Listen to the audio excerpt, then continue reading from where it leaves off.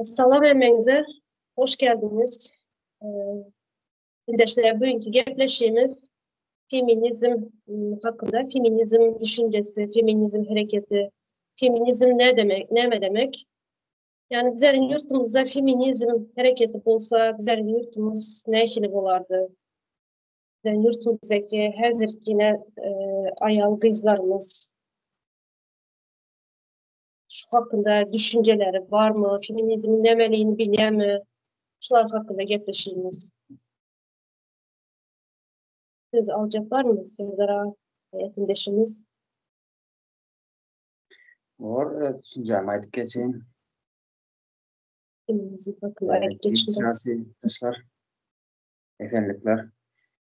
Şimdi feminizm şöyle yönle kayfetlerin aydanda, yani bir de bizim kültürümle yakın sözlerin aydanda, yani hanım ilk yüzlerini andırlar.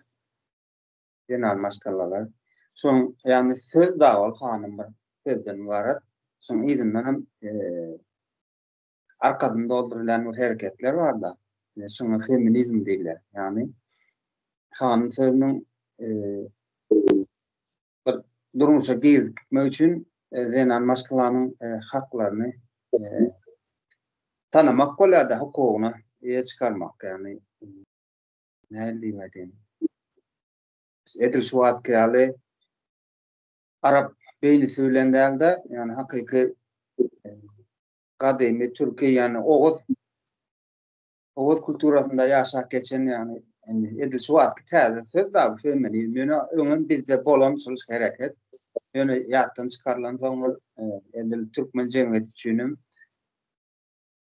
gen zat olma mümkün, yanlış zat olma mümkün bilmeyen adamlar için, yani daşar devletten gelen de söyleyeyim.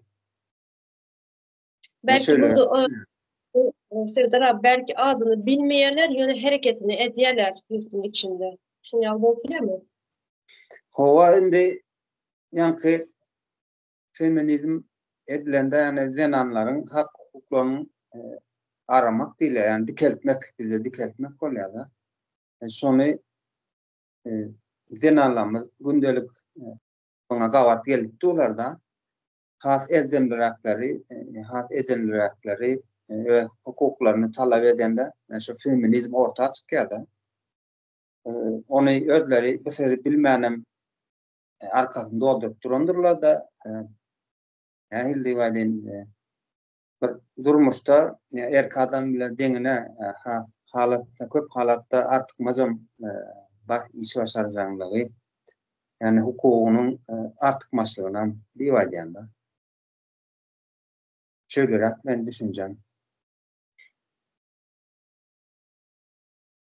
Hayatındaşını siz uzanmak isterseniz.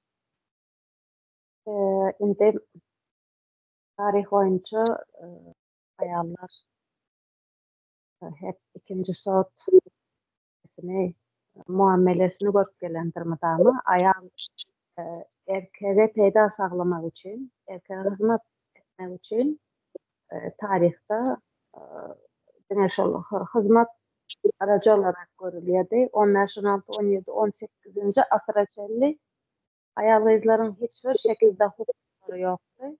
Ondan sonra Rönesans dövründen sonra bu feminizm şimdi dörandat geldi, branda dörandat geldi, dalgalanıp bir neçe dalga bilen bugünkü feminizme dönüşen bir akımdır.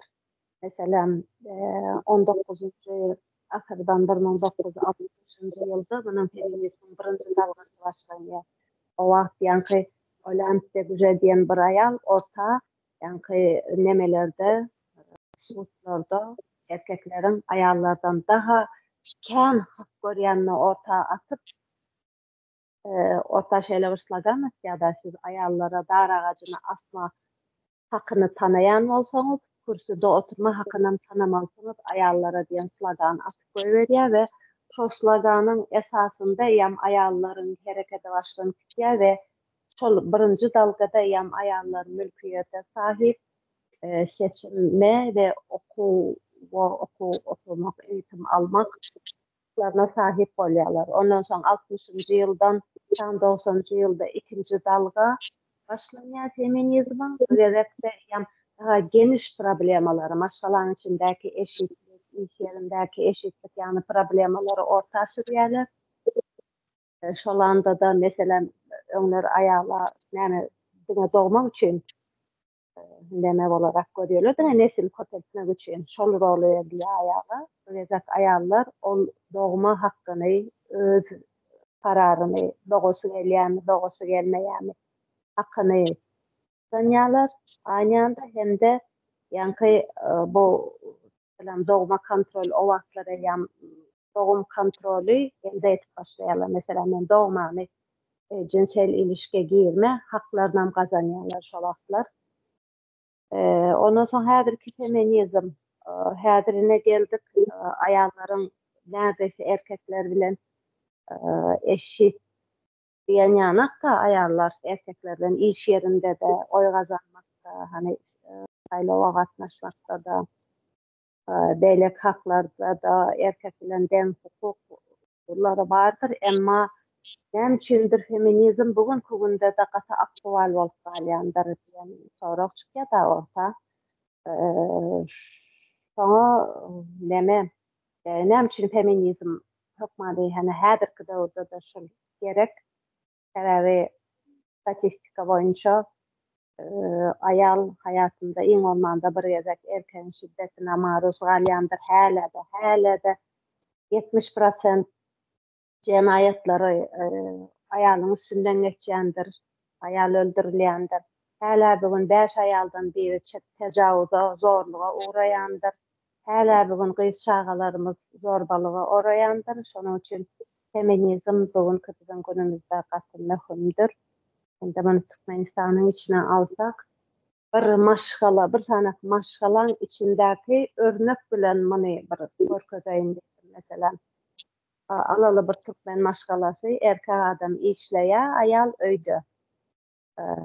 Gere aýal öýde, erkek işleýär, aýal öýde işlemeýär. Birinji bilen aşul aýal öýde işlenok düşünjesinden uzaklaşmamız gerek. Sebäbi öýde aýal işlemeýär, aýal öýde çağalaryna garaýan bolsa, nahar bişirýän bolsa, kir ýuwýan bolsa, öýün dizaýny etýän bolsa, erkek bilen näme bitýär? İşleýär gelýär. Bu erkegiň rahat işlemesini saglaýar aýal öýündäki iş bilen. Ve aýny ýanda şu ýanak bir zatlardy. Mesela ýönekäý bir restorana giden wagtymyz biz ýen naharlamyzyň pulunu töleýär, diými? Ene häzir Türkiýede işläp ýörsiz, öý işlerini edýärsiz, şonuň üçin hak alýarsa. Ama bizim häzir Türkmen masalasyndaky aýal şu işlerin hemmesini edip çağa garanmaktan hiç gelip bu aýala ne tölegi vardır, ne pensiýasy vardır, hiçbir güvenjesi ýokdur. Ene diýelim bir gün bizim Türkmen erkekler belli, bir gün erkek aldy, näme garrapsyň ýa ýene bir bahanalar bilen ýa da başga bir ýerine aşyk bolmady, girzatsyň bilýär. Al gitdi, taşlady gitdi. Bu aýal ortada galýar, näme etsendir bu aýal? Üçüncülüğe geldi, şuna sosyal üçüncülüğe geldi, ayal kızların köpeği. Eneşiyordu, feminizm orta girmeli yeridir. Yani şu yerde ayallar feminizm demekler ama ayalların bir ara gelip problemalarını dile getirmek feminizmdir. Eneşiyordu, ayallar bir olup şu problemaları dile getirmesi lazımdır. Yönökeyce nemede feminizme örnek getirdim. Ne için senin? Aydın. Hazır yana başta bir soru verdim. Hazır Türkmenistan'da feminizm hareketi bulan olsa ne hili bulardı yurtumuzda? Yine mesela yurt dışına çıktık. Yurt dışına çıkan ayal bizle ütkeyeler derler. Doğru ütkeyiz biz. Çünkü göz yetimimiz Gine'ye, başka yurtlara gelip başka yurtların medeniyetini görüyoruz. Ayal kızlara olan hormatını görüyoruz. Yani ister istemez bu zatlar ülkede çevrenin, toplumu çevrenin. Şimdi yurtun içinde mesela alyaz yurtun içine baran vakti şu Türkiye'den de işlep baran ayal kızla baran vakti üçkeyen diyorlar. Onun hem şu yurtun içindeki ayal kızlar şu birbirine şu üçkeyen diyen erkeklere bir baş nöbet kaldırıp bilmeyeler, yanında durup bilmeyeler, şu yurttaşına gelen üçkeyen ayalın yanında durup bilmeyeler. Ne için şu erkekler yağlı, Türkmenistan içindeki erkekler yağlı bularam ayallara sen üçkepsin diyeler. Hazırlar şu yurtun içinde şu ayallar, şu üçkeyen ayallar bile deneden şu hakkınız nemedip bilseler, korap bilseler, yurtunuz başka bir neme bolar dep düşünyen. Yani yurtun içindeki ayallar üçkemez, üçkep bilmeyenler çünkü göz yetimi anırda kiçi görüp bilmeyenler hissan internet yok, zat yok. Berden baranlara nemet yeler. Yani aydışmayalı sen üçkep sen de onu kemsicek buluyorlar. Yine şöyle şu feminist hareketi çevreye girmez de düşünüyor yani. Demeye. İşe girmez de hareketler. Doğru. Tabii mümkün olsa benim sonra edilisi bölme düşüncem ayıp geçeyinde şimdi yurttaşına sayfa bile çıkarıldık. Din anlamından kutlanç çıktılar. Mecbur oldular çıkmana. Şimdi iyidine öz topraklarına, öz yurduna kaydıp baranda yani feminist zenan hükmünde var ya da abi. Zenanına feminist olmak için neyme olmalı? Bilim alması gerek. Bilim. Yani düşünce yüklemeli, fikirlenme koyu gelişmeli. Yani her bir harekete yani yağdaya öyle fikir üretip bilmeye mümkünçülüğü oluyor da. Şimdi yurdun içinde bunların ulan karşılaşan enesi atası daifin enesi diğer köpülecemler denarlar, istinarlar sonu denarlar ne için yurttaşından gelene üt yaptın diyorlar. Sebebi yani kayıt belli geçişinde içeride neme yok. Bilgi yok, düşünce yok. Şu köyüne toplum saklandı.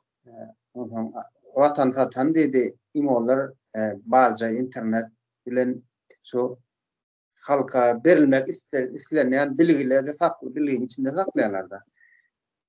Bizim Türkmenistan'ın hem meşbirliği Rusya'nın nemesi, sömürgesi.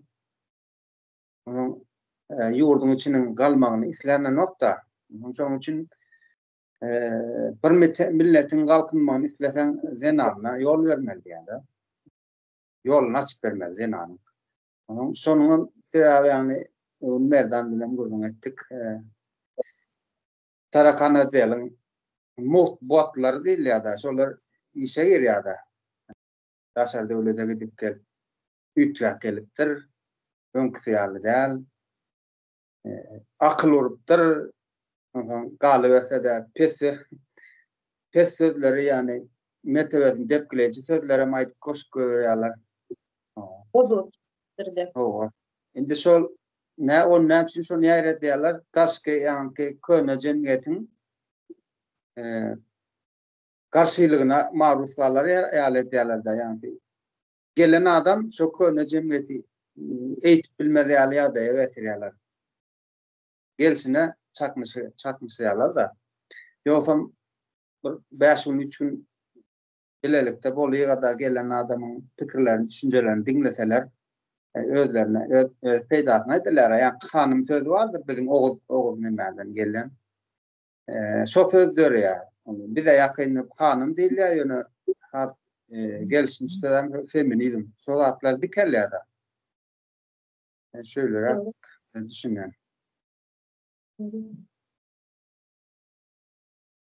Ben söz alayım. Bizim ayarlarım ses çıkarıp bilmeyeninin sebebi nemeden kaynaklanıyor. Başkalar terbiye verme şeklimizden kaynaklanıyor. Sebebi yam doğulanmakta bu bir biyolojik cins da doğulanmakta. Ayal nemenin bir sözü vardır, bir ayalın bir sözü vardır. Ayal doğulayan değildir, ayal sonradan bolyandır diyen söz var. Bu ne dediğine? Biz doğulan asayt bu sadece bir cinstir. Erkektir ya ayaldır, bir cinstir. Bu şuat ayal değildir. Ama biz şunu doğulandan cemiyetin bir koyup koyan kalıbı var da, forması var. Sonra göre biz onu yetiştiriyek. Yine doğulandan itibaren uzun koynak giydiriyek. Oturup ine neme bilen, kukla bilen oynamalı, burcak bilen oynamalı. Sen kıyız katı gülmelden, sen ertirine şeydip hizmet etmeli, sen ertir durmuşa çıkyan şoňa hizmet etmeli, bugün iş edip öwrenmelisin, köp gepleme, köp gülme, bir zat diýlen wagty sesini çıkarma, eğer näme diýen bolsa dogrudur diýen biz diýen maşgalada kitçikliginden ol toplumyň döredilen formasının içine sokulýar bu ayan. Çabanın özgüvenini öldürýäs, doğru mu? Öldürüp eýam onu taýynjak erkeledine hizmet etken araç olarak yetiştirilýär. Bulayan ses çıkarabilmeýär bu ayan. Onun hemme ayarlık, ses çıkarma, özgürlük hakları barşy elinden alıp formanın içine sokulýandyr. Ses çıkarım. Bilmeýärsen bulayan. Şonuň üçin biz ine şu feminizmi gowramamyzyň sebäbi şudur. Hergede şu ekrandan aýdyp düşündürüp aýdymladyp mesela bir ayaldır, bir ayalın sesi ne kadar mesela sesini çıkaran wagtda bir ayalın sesi nähil duyulmaýar. Bir ayalın sesi nähil gygyranda da 2 sanak ayal, 3 ayal, 5 ayal, 10 ayal birigen wagtlar nähil gat ses çıkarylýar. Şonuň örnegi. Ayal bir-biriniň arkasyna durup destekläp öwrenmeli, şunu öwretmeli biz bugün bu ayallarymyza. Her bir ayal enedir. Doğru mu? Her bir ene öz çağasının hakkını, özünün birinciden özünün sonra çağasının hakkını korak bilmeli. Eğer bizlerin devletimizde feminizm düşüncesi, feminizm hareketi bolan bolsady, bizlerin ayallarımız çıkıp sorardı. Nerede bizlerin hakkımız de? Yine şu bizlerin baylıklarımız nerede de? Ne için? Çünkü bizlerin baylığımız, bizlerin toprağımızın baylığı bizlerin baylığımız. Bizlerin neslimizin baylığı. Bizlerin çağalarımızın, aktıklarımızın, çoğuluklarımızın baylığı. Bizlerin hakkımız bu. Hep sorardı. Şunun için bizlerden şu feminizm düşüncesini düğübünden yok ettiler. Yok bizlerde şu feminizm düşüncesi hem yok, sözünün özü hem yok. Bilmeyeler. Ben telefonda birleşen vaktim şu ayal tanışlarımdan, yakınlarımdan soran vaktim feminizm demek ne dese bilmeyeler. Yurdun içinde yok şun yalı. Sözünden bilmeyeler, düşüncesinden bilmeyeler. Sonra düşündüren dünyalı yine bir ayalın hakkını, bir ayal koruması, bir ayalın hakkını yanında durup şuna destek olması diye düşündüren dünyalı zat mı bolýar diýerler. Bilmeýärler. Dünyalı düşünce. Bolan bolsa hakkını sorap bilerdi bizlerin ayal kızlarımız. Yo. Ben birazcık söz alsam diýenler. Endi biz ýa bellä geçdim de Türkmenistan Russiýanyň nemesi sömürgesidir. Ondan bir Russiýada imperiýasam özüne görärek sisteme oturýar da özüne dogry işläp biljek. Yani halka ýalňyş işleýär, bize dogry işleýär. Ondan bir milletin galkındyrma üçin enesini yani zenalyny ýoluny açyp bermeli ýa-da ondan ýa-ni feminizm düşünjesi bardyr. Şol gelmez ýalam näme diýerler internetlerde mevcut internetin içinde zenanların yapılmalarını istiyorlar yani propaganda ne diyorlar yani İslam nemesini dini veriyorlar. Nämemişin namaz okasa asallı olyamışın edenli ol öýde nahar işir otursa hılmat edip goýal olyamışın şonuň ýaly nemeler berýärler da. Gol sesi. O şonuň ýaly ýalan nemeni berýärler. Taýyn aşýarlar da. Ýoksa mene zenan maşgala feminizm duýgusuna gaplanyp da öz haklaryny isläp başlasa Yani zenan başkala bir yaşayışın başı da bizde aydıllar enesini orada kıydın aldı. Asıl şu yaşayışın başı demek sol ondan bizde tersine kıyılanlarda hizmet için yani bir olca hükmünde gerek o da pul veriliyor ya. Aslında tersine olmalı yaşayış için. Yani zenan maskala hanım olmana başlanan günden öz haklarını sorak başladı, hukuklarını dikeltti. Erteklerin önüme dursalar çağalar bolya sannemesi değildi yani özünün doğam bolyan soň onun go çağadın go yaşamak üçün gözlerde olup başlaýardy. Hukukyny gözleýär, ondan sonra köpel başlaýar. Hani bizim yurdun gady, hani bizim yurdun neviti. Näme üçin biz paktek ýaz peýdasy bolmasa? Näme üçin bizim toprağımız özümünkü de näme üçin arenda kärendetini istemeli? Şu soralar çıkmadılar üçün Rus imperiyası yani Tarakan deli ne diýär ne hindi. İşçen ýagdaýda saklaýar. Şonuň üçin zenanlar hiç çekinmeli däl, içeri gardım köne dünýä diýip durmaly däl de, dik durmaly da aýanda dik durmaly. Barınçılık bilen şol ýandaklara garşylyk bermeli başlamaly. Ýandaklar ýakynlaryna Abi yakınları şoň täze pikirine, yani dogry pikirine ters gelýän bolsalar olar ýa-ni zenanyň düşmany bolup çykýar. Yani zenanyň çağalarynyň geleceğiniň düşmany bolup çykýar. Ine şöyle hasaplar var da bir sany goýuny, nevt goýuny men emese bir az nemesini çıkardım da hasapy çıkardım. Bir goýuda 2 milyar neme var.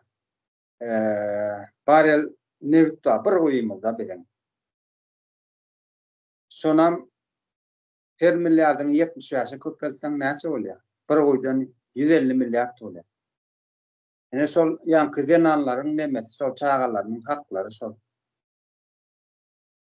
Russiýa neme satylan dönükleriň üstünden yani Gurbanly oýnatdy, oglam oýnatdy da yani yerli dönükler vardır Gurbanlyň şota getirip koyanlar. Yani şolaryň eli bilen bizim zenanlaryň çağalarynyň pullaryny ýurtdaşyna çykaryp atýarlar sömürüp.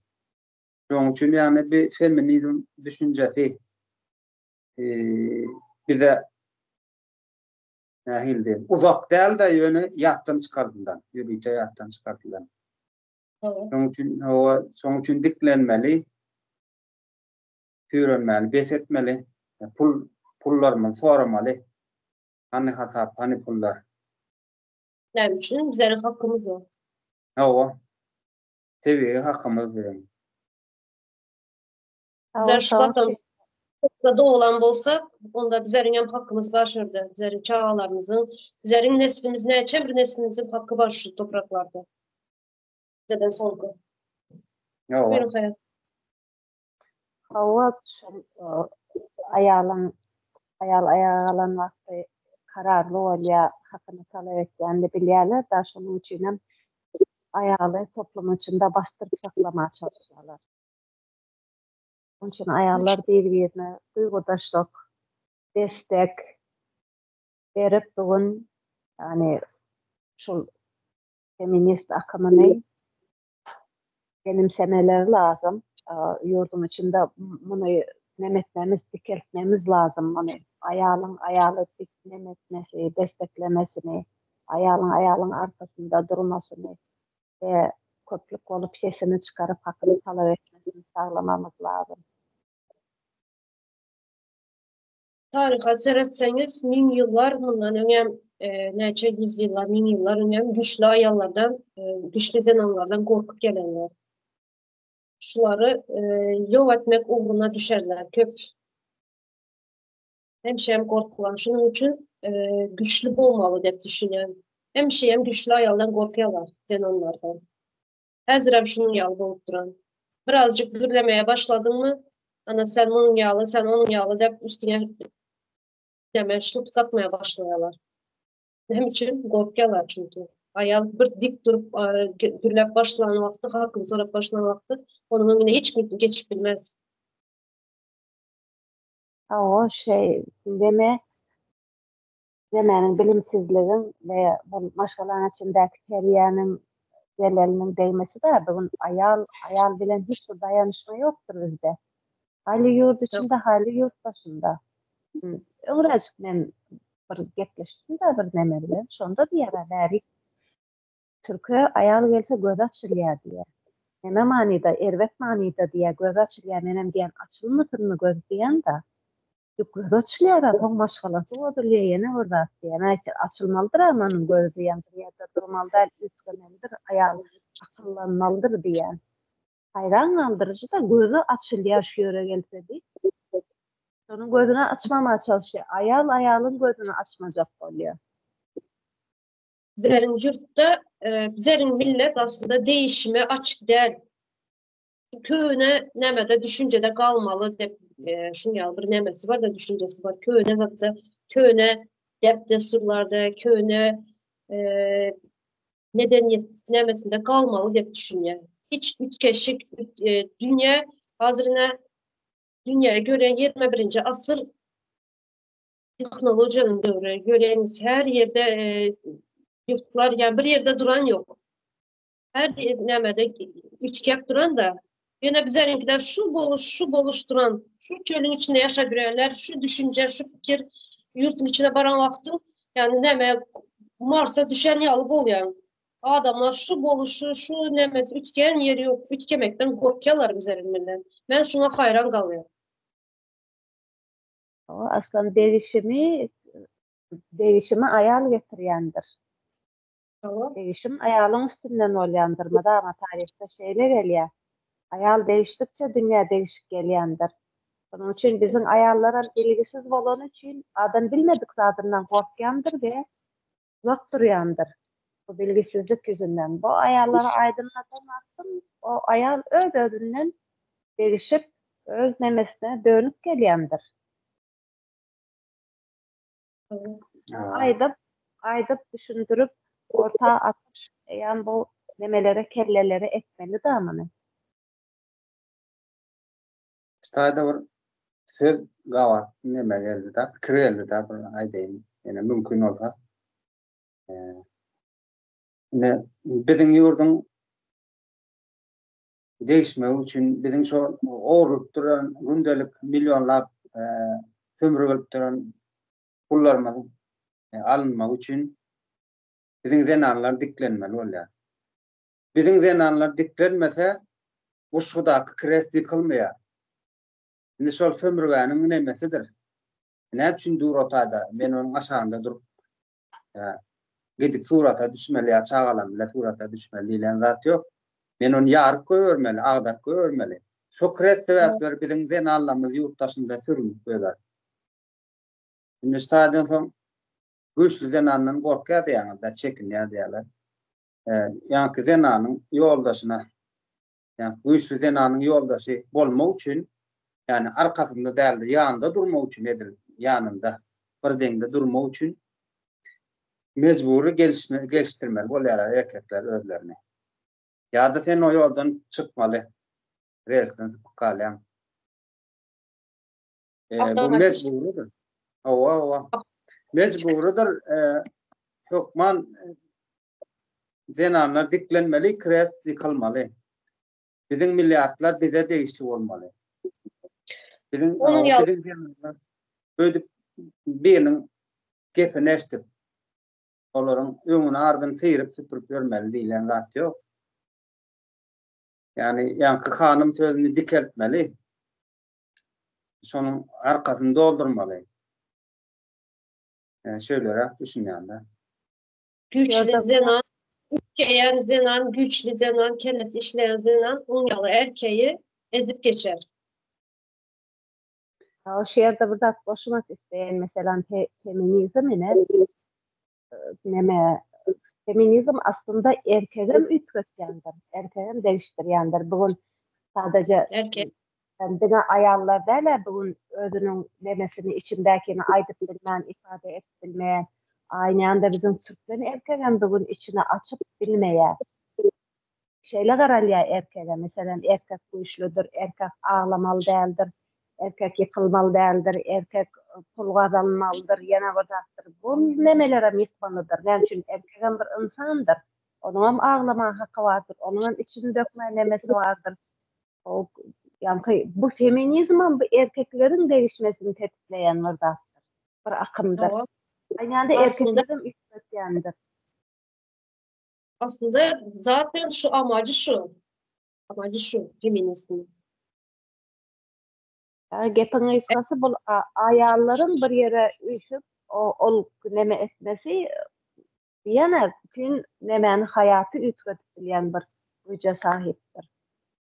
Hı hı. O ştabi yine bir söz ayt geçenine hem şey aydiyandır daştoru. Avrupa'da zenan hakları dikeldildi. Yani şu tayhat demokratist gidiyle şöyle ol aslında yalnız zenan hakları ilk Türkiye'de dikelle. Başta Amerika'da son Türkiye'de. Yani Atatürk dehaları vardır şuların. Şol yattan çıkartılan zenan hukukunu dikeldi ya da. Yani o devrinde bolup Araplaşma sebebiyle zenan depkilenen son yani Türkiye'de zenanlar şu Atatürk'e nemedir, minnetli olmalıdırlar. Bir de şonun yani ayarlanmanın yani zenanlanmanın mertebelerini dikeltmek gerek, hukuklarını dikeltmeli. Onu istesen hanım deyip adlandırıp bilersin. İster feminizm deyip adlandırıp bilersin. Yani şu hareket bilen arkasını doldurmak gerek de. Aslında şunun yağlığında sizin aytışınıza hazır. Ayal kızların, zenanların hakkı bolmayanı üçün ayal kızların hakkı dep neme çıkan, doğru mu? Yani hakkı nemçi erkeklerin hakkı diyen bir neme yok. Ayal kızların hakkı diyeler.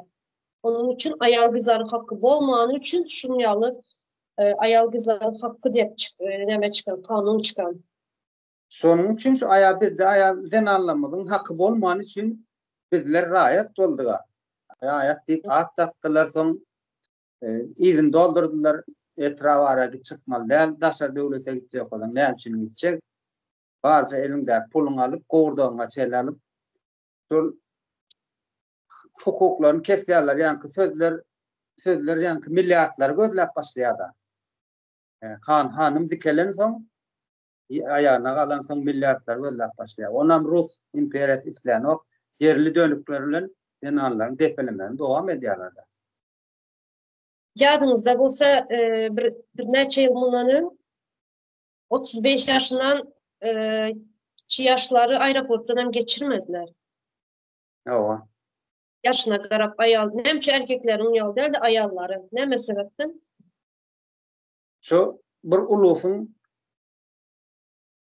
canlanmanı islen noktalarda.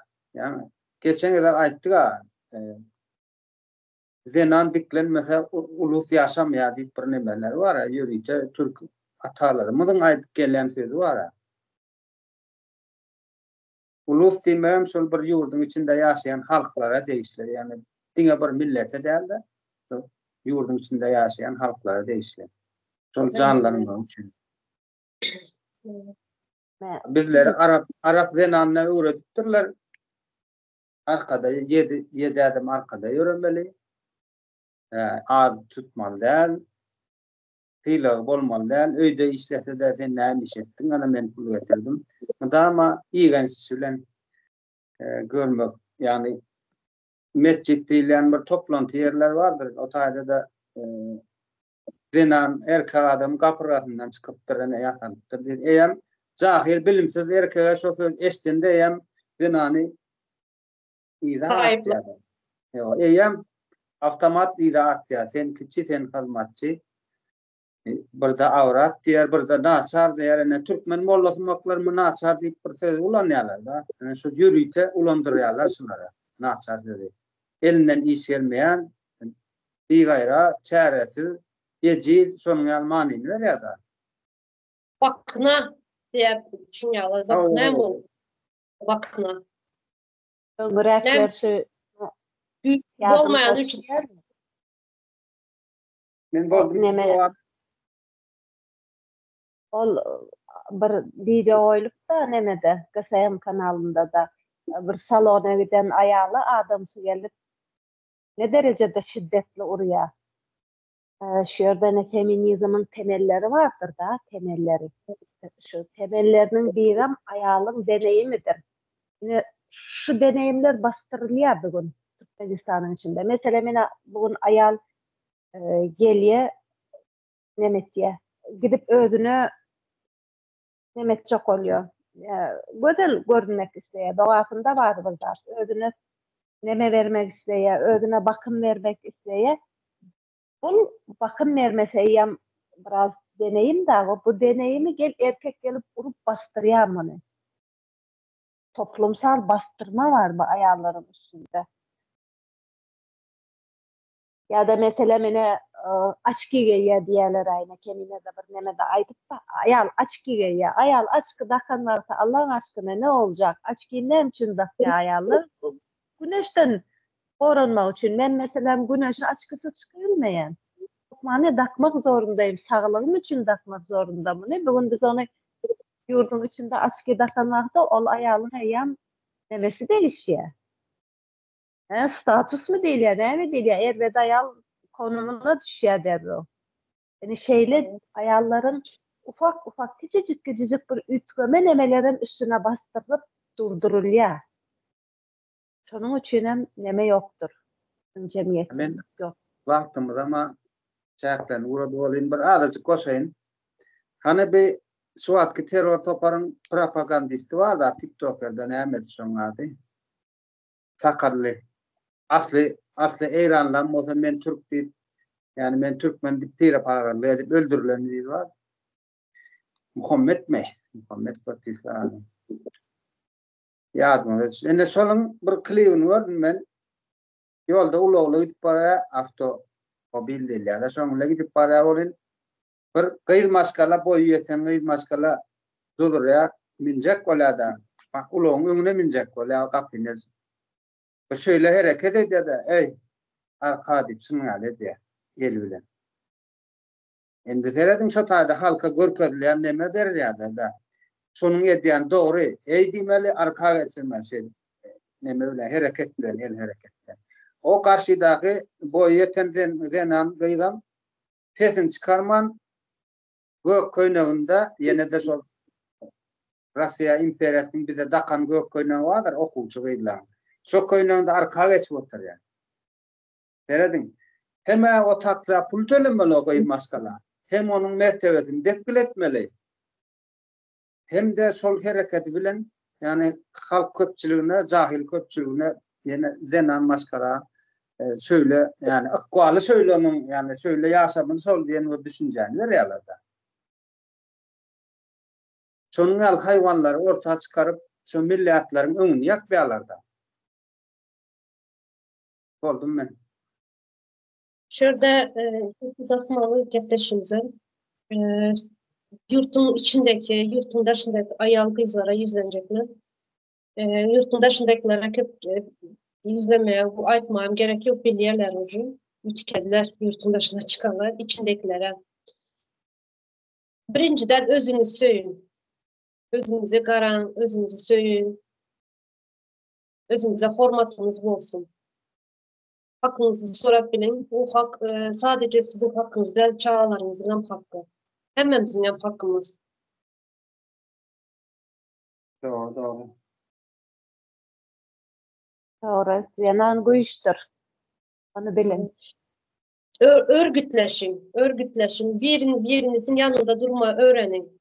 Bir gepleyen vakti yanında durup size şunun bilen yani yandaş bulunun neme diyorlar şu. Şunda feminizm hareketi başlaya. Bu feminizm hareketi hükman yurtun içinde hükman gereklidir. Ama bu bir programma bilen bu feminizmi kendiler düşündürtme ya bunu iyi devamın olur.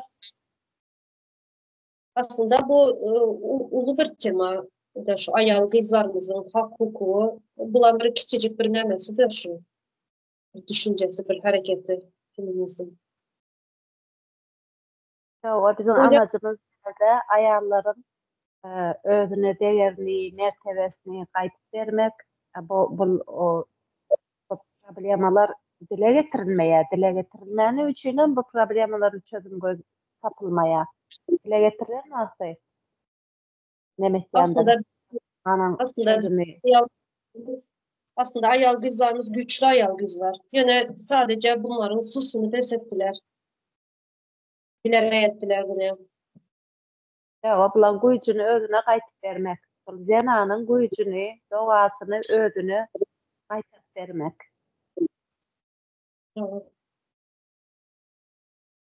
Hocam da Göktepe'de öz yoldaşını dikine durup söwüşen denanlar. Suat denanlarym şolan ganyndan elýändir. Ýadyndan çykarmasynlar. Kökü asyllydyr biziň denanlarym. Tomiris hanımdan gelýändir. Bizim ayarlarım. Aslı. mesela ben ayna feminist. Ben hakkımı sorak bilen her yerde, her zaman hakkımı sorak bilen. Ben feminist. Serap Şinyalı olun. Sağ olun. Öyle sağ olun. Hanımdan örnek alın. Ýa-wa. Serap Şinyalı. O Öyle sağ sağ olun. olun.